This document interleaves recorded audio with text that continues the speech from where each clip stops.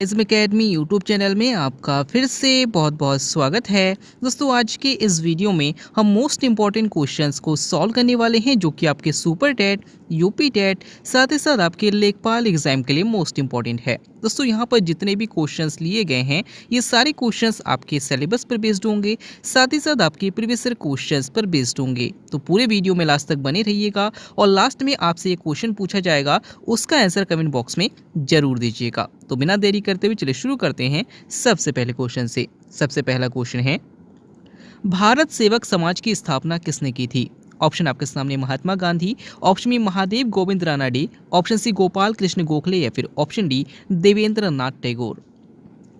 इसका सही आंसर हो जाएगा ऑप्शन सी गोपाल कृष्ण गोखले। तो याद रखिएगा कि भारत सेवक समाज यानी कि सर्वेंट्स ऑफ सोसाइटी की स्थापना गोपाल कृष्ण गोखले के द्वारा की गई थी। अगर आपसे पूछा जाता है कि महात्मा गांधी के राजनीतिक गुरु कौन थे, तो याद रखिएगा गोपाल कृष्ण गोखले थे। और अगर आपसे पूछा जाता है कि गोपाल कृष्ण गोखले के राजनीतिक गुरु कौन थे, तो याद रखिएगा महादेव गोविंद रानाडे थे। अगला क्वेश्चन, प्रॉब्लम ऑफ रुपीस किसकी पुस्तक है? ऑप्शन आपके सामने है doctor Rajendra Prasad, option B doctor Bhimrao Ambedkar, option C Jawaharlal Nehru या फिर ऑप्शन डी शरद चंद्र चट्टोपाध्याय। इसका सही आंसर हो जाएगा option B doctor Bhimrao Ambedkar. दोस्तों, याद रखिएगा कि जो प्रॉब्लम ऑफ रुपीस पुस्तक है वो डॉक्टर भीमराव अम्बेडकर की पुस्तक है। अगर आपसे पूछा जाता है कि भारतीय संविधान सभा के प्रारूप समिति के अध्यक्ष कौन थे, तो याद रखिएगा डॉक्टर भीमराव अम्बेडकर थे। और अगर आपसे पूछा जाता है कि आधुनिक युग का मनु किसे कहा जाता है, तो याद रखिएगा डॉक्टर भीमराव अम्बेडकर को ही आधुनिक युग का मनु भी कहा जाता है।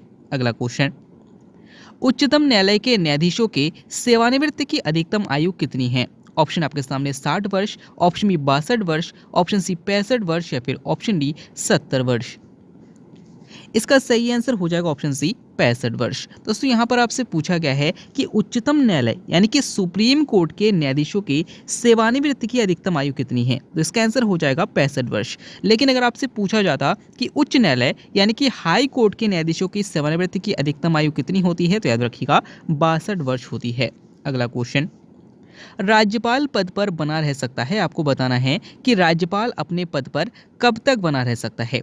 ऑप्शन आपके सामने 5 वर्ष तक, ऑप्शन बी 6 वर्ष तक, ऑप्शन सी प्रधानमंत्री के पश्चात पर्यंत तक या फिर ऑप्शन डी राष्ट्रपति के पश्चात पर्यंत तक।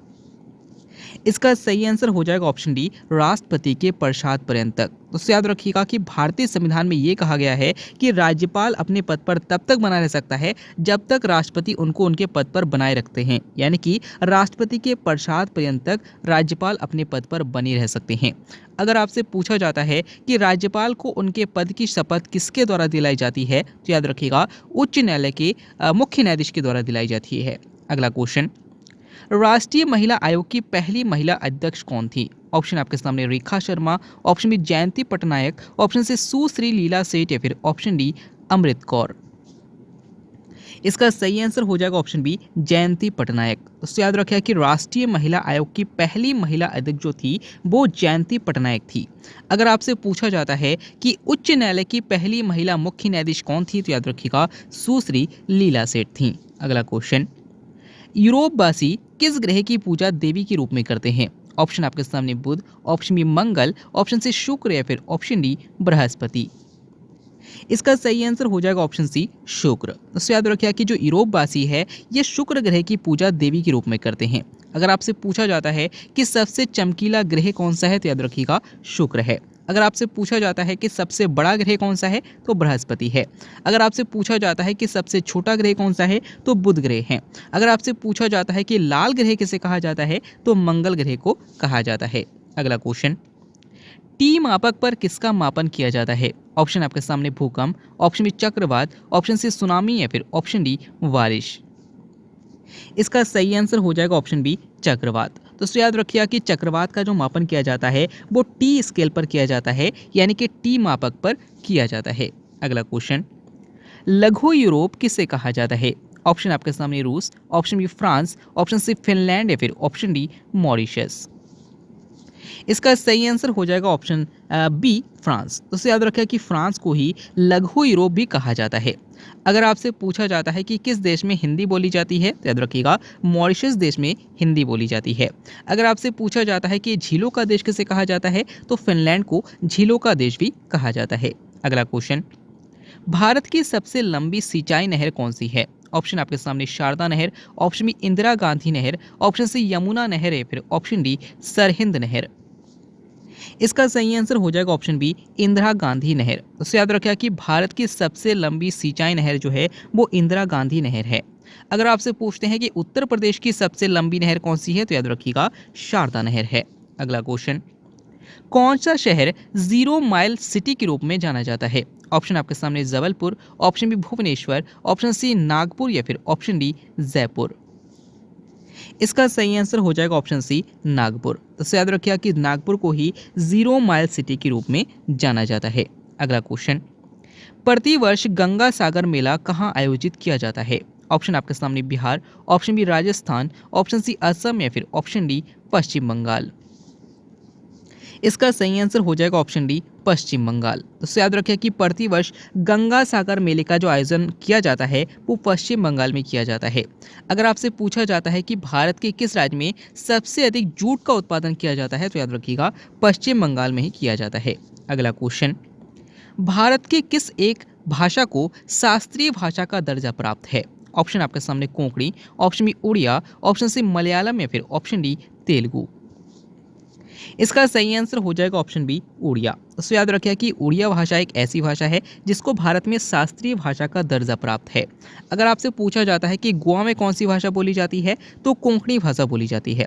अगर आपसे पूछते हैं कि केरल में कौन सी भाषा बोली जाती है तो मलयालम बोली जाती है। और अगर आपसे पूछा जाता है कि तेलंगाना में कौन सी भाषा बोली जाती है तो तेलुगु बोली जाती है। अगला क्वेश्चन, मनुष्य के लिए मानक ध्वनि स्तर कितना है? ऑप्शन आपके सामने 40 decibel, option B 60 decibel, option C 75 decibel या फिर ऑप्शन डी 90 डेसिबल। इसका सही आंसर हो जाएगा ऑप्शन बी 60 डेसिबल। तो याद रखिए कि मानव के ध्वनि स्तर को डेसिबल में मापा जाता है और याद रखिए कि मनुष्य के लिए जो मानक ध्वनि स्तर है वो 60 डेसिबल है। अगला क्वेश्चन, इनमें से किसका उपयोग विरंजन के लिए किया जाता है? ऑप्शन आपके सामने potassium, option B chlorine, option C magnesium या फिर ऑप्शन डी बेंजीन। इसका सही आंसर हो जाएगा ऑप्शन बी क्लोरीन। दोस्तों यहाँ पर आपसे पूछा गया है कि इनमें से किसका उपयोग विरंजन के लिए किया जाता है, यानी कि रंग उड़ाने के लिए किया जाता है। जैसे जो कपड़े होते हैं उनमें जो ब्लीचिंग करी जाती है या फिर उनका कलर उड़ाया जाता है वो विरंजन कहलाता है। और याद रखिए कि इसमें क्लोरीन की अहम भूमिका होती है। अगला क्वेश्चन, कोयला नदी के नाम से किसे जाना जाता है? ऑप्शन आपके सामने बोलगा, ऑप्शन बी राइन नदी, ऑप्शन सी पो नदी या फिर ऑप्शन डी सांगपो नदी। इसका सही आंसर हो जाएगा ऑप्शन बी राइन नदी। दोस्तों याद रखिए कि राइन नदी को ही कोयला नदी के रूप में भी जाना जाता है। अगर आपसे पूछा जाता है कि इटली की गंगा किसे कहा जाता है तो पो नदी को कहा जाता है। अगर आपसे पूछा जाता है कि यूरोप की सबसे बड़ी नदी कौन सी है तो याद रखिएगा वोल्गा नदी है। अगर आपसे पूछा जाता है कि सांगपो नदी किस नदी को कहा जाता है तो याद रखिएगा कि ब्रह्मपुत्र नदी को तिब्बत में सांगपो के नाम से जाना जाता है। अगला क्वेश्चन, सर्वोच्च न्यायालय के मुख्य न्यायाधीश के पद पर सबसे कम अवधि तक कौन आसीन रहे? ऑप्शन आपके सामने है Y V Chandrachud, option B Kamal Narayan Singh, option C MS Subbulakshmi या फिर ऑप्शन डी इनमें से कोई नहीं। इसका सही आंसर हो जाएगा ऑप्शन बी कमल नारायण सिंह। तो याद रखें कि सर्वोच्च न्यायालय के मुख्य न्यायाधीश के पद पर सबसे कम अवधि तक जो आसीन रहने वाले व्यक्ति थे वो कमल नारायण सिंह थे। और अगर आपसे पूछा जाता है कि सबसे अधिक समय तक कौन आसीन रहे तो याद रखिएगा वाई वी चंद्रचूड़ है। अगर आपसे पूछा जाता है कि सर्वोच्च न्यायालय की पहली महिला मुख्य न्यायाधीश कौन थी तो याद रखिएगा कि अभी तक कोई भी महिला मुख्य न्यायाधीश सर्वोच्च न्यायालय में नहीं रही हैं। बल्कि अगर बात करें उच्च न्यायालय की तो उच्च न्यायालय की पहली महिला मुख्य न्यायाधीश सुश्री लीला सेठ थी। अगला क्वेश्चन, लड़ो उड़ो हार्मोन किसे कहा जाता है? ऑप्शन आपके सामने oxytocin, option B adrenaline, option C insulin या फिर ऑप्शन डी ग्लूकागॉन। इसका सही आंसर हो जाएगा ऑप्शन बी एड्रेनालिन। दोस्तों याद रखें कि उड़ो लड़ो हार्मोन एड्रेनालिन हार्मोन को कहा जाता है और ये हमारी एड्रेनल ग्रंथि से निकलने वाला हार्मोन है। अगर आपसे पूछा जाता है कि प्रेम हार्मोन किसे कहा जाता है या फिर लव हार्मोन किसे कहा जाता है तो याद रखिएगा ऑक्सीटोसिन को कहा जाता है। नेक्स्ट क्वेश्चन है, वर्षा की अम्लीयता किसके द्वारा मापी जाती है? ऑप्शन आपके सामने aerometer, option B barometer, option C hygrometer या फिर ऑप्शन डी पीएच स्केल। इसका सही आंसर हो जाएगा ऑप्शन डी पीएच स्केल। तो याद रखिए कि वर्षा की अम्लीयता को पीएच स्केल द्वारा मापा जाता है। अगर आपसे पूछा जाता है कि कितने पीएच मान से कम पीएच मान की वर्षा होने पर उसे हम अम्लीय वर्षा कहते हैं, तो याद रखिएगा कि अगर 5.6 पीएच मान से कम पीएच मान की वर्षा होती है तो उसे हम अम्लीय वर्षा कहते हैं। अगला क्वेश्चन, सोडा क्षार किसे कहा जाता है? ऑप्शन आपके सामने खाने का सोडा, ऑप्शन बी धोने का सोडा, ऑप्शन सी विरंजक चूर्ण या फिर ऑप्शन डी कास्टिक सोडा। इसका सही आंसर हो जाएगा ऑप्शन बी धोने का सोडा। तो याद रखिए कि धोने का सोडा का जो फॉर्मूला होता है वो सोडियम कार्बोनेट होता है, यानी कि Na2CO3 होता है। याद रखिए कि खाने का सोडा जो होता है उसका फॉर्मूला सोडियम बाई कार्बोनेट होता है, यानी कि NaHCO3 होता है। यहाँ पर आपसे पूछा गया है कि सोडा क्षार किसे कहा जाता है, तो याद रखिएगा धोने के सोडे को कहा जाता है। अगला क्वेश्चन, मुगल काल में सबसे अधिक कर वसूलने वाला शासक कौन था? ऑप्शन आपके सामने Akbar, option B Humayun, option C Aurangzeb या फिर ऑप्शन डी शाहजहां।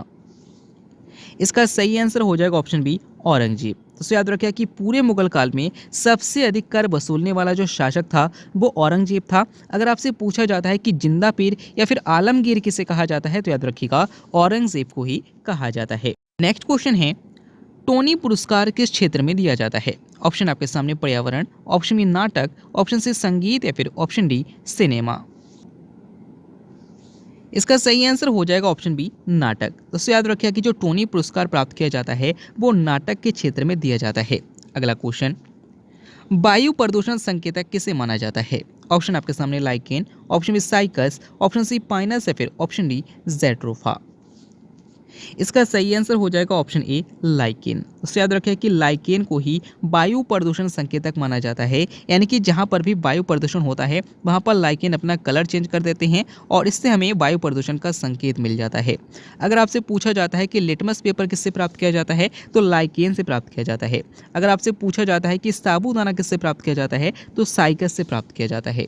अगला क्वेश्चन, शहद में किसकी प्रचुरता होती है? ऑप्शन आपके सामने glucose, option B fructose, option C maltose या फिर ऑप्शन डी सेलुलोज। इसका सही आंसर हो जाएगा ऑप्शन बी फ्रक्टोज। तो याद रखें कि शहद में फ्रक्टोज की प्रचुरता पाई जाती है। अगला क्वेश्चन, रैमन मैग्सेसे पुरस्कार पाने वाले पहले भारतीय कौन थे? ऑप्शन आपके सामने महात्मा गांधी, ऑप्शन बी राजेंद्र पांडा, ऑप्शन सी विनोबा भावे या फिर ऑप्शन डी अरविंदो घोष। इसका सही आंसर हो जाएगा ऑप्शन सी विनोबा भावे। तो याद रखिए कि रैमन मैग्सेसे पुरस्कार पाने वाले पहले भारतीय जो थे वो आचार्य विनोबा भावे थे। अगर आपसे पूछा जाता है कि एशिया का नोबेल पुरस्कार किसे कहा जाता है, तो याद रखिएगा कि रैमन मैग्सेसे पुरस्कार को ही एशिया का नोबेल पुरस्कार भी कहा जाता है। अगला क्वेश्चन, मरुस्थल में पाए जाने वाले पादपों को क्या कहा जाता है? ऑप्शन आपके सामने जीरोफाइट्स, ऑप्शन बी जीरोफियर, ऑप्शन सी क्रिएलोफाइट्स या फिर ऑप्शन डी इनमें से कोई नहीं। इसका सही आंसर हो जाएगा ऑप्शन ए जीरोफाइट्स। दोस्तों याद रखें कि मरुस्थल में पाए जाने वाले पादपों को यानी कि पौधों को जीरोफाइट्स कहा जाता है। इसी तरीके से मरुस्थल में पाए जाने वाले जानवरों को जीरोफियर कहा जाता है। और याद रखें कि ऐसे पौधे जिनकी जड़ें सबसे अधिक भूमि की गहराई में जाती हैं उन्हें क्रिएलोफाइट्स कहा जाता है।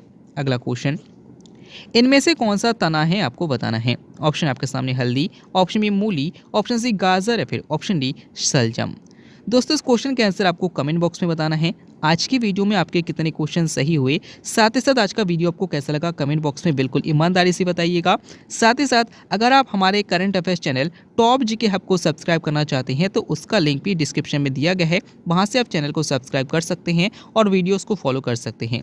वीडियो अच्छा लगा हो तो वीडियो को लाइक कीजिएगा, चैनल को सब्सक्राइब कीजिएगा, अपने दोस्तों को शेयर कीजिएगा। मिलते हैं अगले वीडियो में, तब तक के लिए देखते रहिए, सीखते रहिए।